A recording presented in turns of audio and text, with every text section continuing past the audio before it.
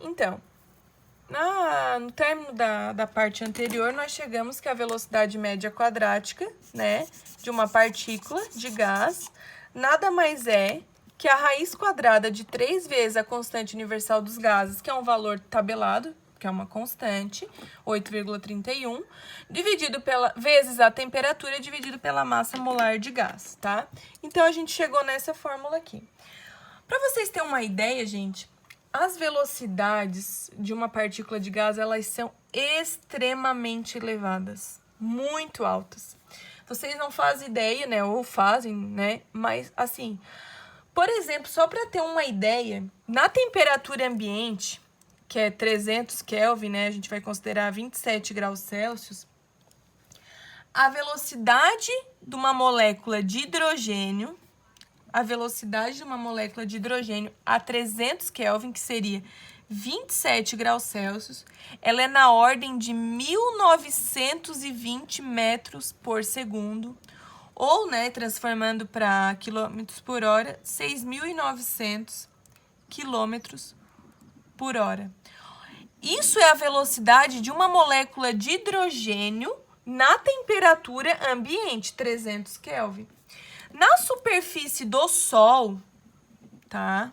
Para vocês terem uma ideia, nós sabemos que a velocidade é diretamente proporcional à temperatura. Na superfície do Sol, isso é só uma dedução, né? Porque a gente sabe que na superfície do Sol não ia sobreviver essas partículas por causa das colisões com outras moléculas, né? Então, não ia conseguir ter essas partículas aqui, porque é muito...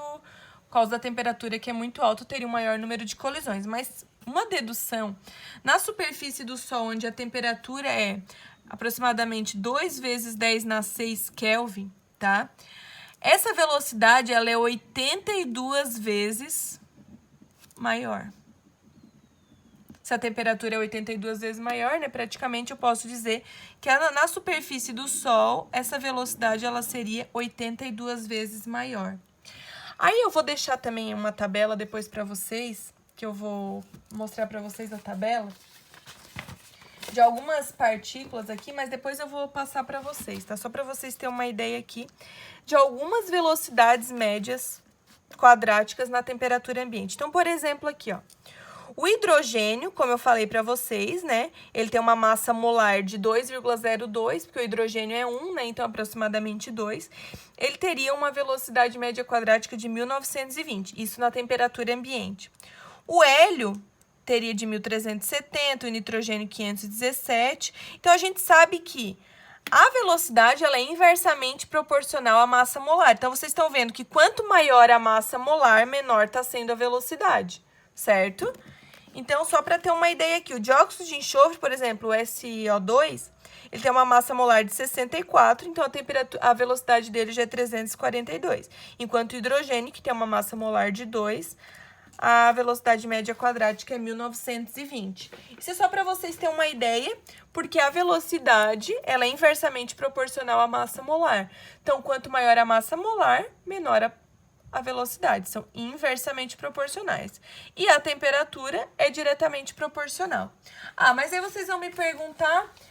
Ah, professora, mas como que as partículas, elas têm uma velocidade de 1920 metros por segundo, ou 6.900 km por hora?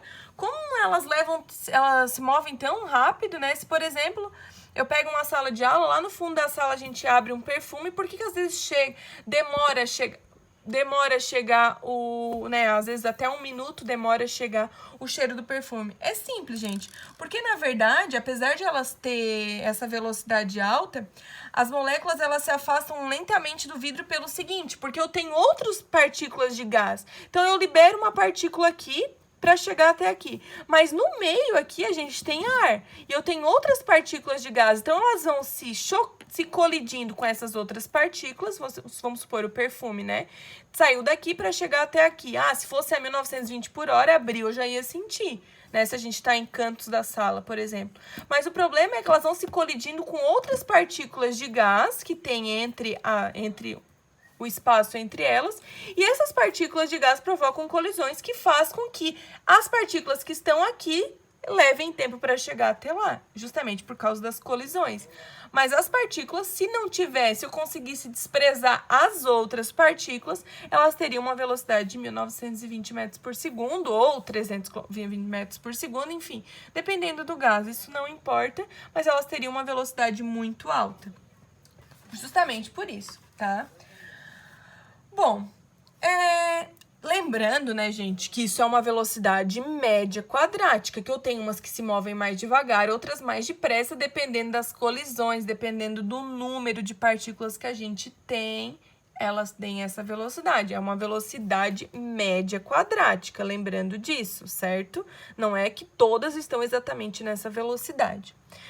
Bom, aí nós chegamos nessa relação aqui, e como nós estamos falando em leis de Newton, nós também vamos trazer um outro termo que a gente vai falar em energia. Nós sabemos que todas as moléculas, elas têm energia do movimento. Qual é o movimento delas? O movimento das colisões, o movimento de translação delas. Então, se elas têm energia que está relacionada ao movimento delas, vocês devem lembrar lá da física 1, que a energia relacionada ao movimento é o que a gente chama de energia cinética. A energia cinética é a energia do movimento. É isso vocês viram lá em física 1, que energia cinética é a energia do movimento. Nós vamos chamar essa energia de energia cinética de translação, que é a energia cinética do movimento de translação das moléculas. Só que a energia cinética, independente do que a gente está calculando, a energia cinética ela tem a mesma fórmula. Nós sabemos que a energia cinética ela é 1/2 da massa vezes a velocidade ao quadrado. Lembram disso, né? Se vocês viram lá em física 1, que a energia cinética é 1/2 da massa vezes a velocidade ao quadrado. Bom, só que o seguinte, a nossa velocidade quem é aqui? A nossa velocidade ao quadrado, a nossa velocidade é a raiz de 3RT dividido pela massa molar. Nós vimos aqui que V ao quadrado, média quadrática, é igual a 3RT dividido pela massa molar, certo? E essa velocidade aqui também vai ser a velocidade média quadrática. Então, eu posso dizer o seguinte, que K é igual a 1/2 vezes a massa vezes 3RT dividido pela massa molar. Eu só estou trazendo a nossa velocidade média quadrática para a nossa energia cinética de translação, certo? Então, eu fiquei com 1/2 da massa vezes a velocidade média quadrática. Bom, vocês lembram? Eu posso dar uma simplificada nessa fórmula aqui, escrever ela de uma forma mais simplificada, também posso deixar assim, tanto faz. Mas vocês lembram que o número de Avogadro, eu poderia determinar ele pela massa molar dividido pela massa de uma partícula, né, sobre a massa da amostra. Se eu reescrever 1 sobre NA, eu vou inverter aqui também, é igual a massa sobre a massa molar. Então, eu estou invertendo aqui. Isso daqui, M sobre M minúsculo, né, que é a massa da amostra sobre a massa molar, me dá 1 sobre NA. Então, eu podia reescrever isso aqui igual a 1/2 vezes 1 sobre número de Avogadro vezes 3RT. Ah, eu ainda posso melhorar essa minha fórmula aqui. Para quem lembra, nós sabíamos que o K, que é a constante de Boltzmann, nada mais era que o R, a constante universal dos gases, dividido por NA. E aí, eu tenho aqui R sobre NA, que eu posso substituir por K. Então, a gente chegaria que a energia cinética, pode botar um C aqui de cinético, se quiser, tá? Nada mais é que 1/2 vezes 3, né? R sobre NA eu vou substituir por constante de Boltzmann vezes a temperatura. Isso chegaríamos a 3/2 da constante de Boltzmann vezes a temperatura. Então, se a nossa molécula tem movimento, ela tem energia cinética. E a energia cinética nada mais é que 3/2 da constante de Boltzmann que é 1,38 vezes 10 a menos 23, vezes a temperatura. Então, essa aqui seria a energia cinética, certo? E daí, para determinar a energia cinética, nós já sabemos que a unidade é joules. E da velocidade, nós também já sabemos que no sistema internacional é metros por segundo, certo?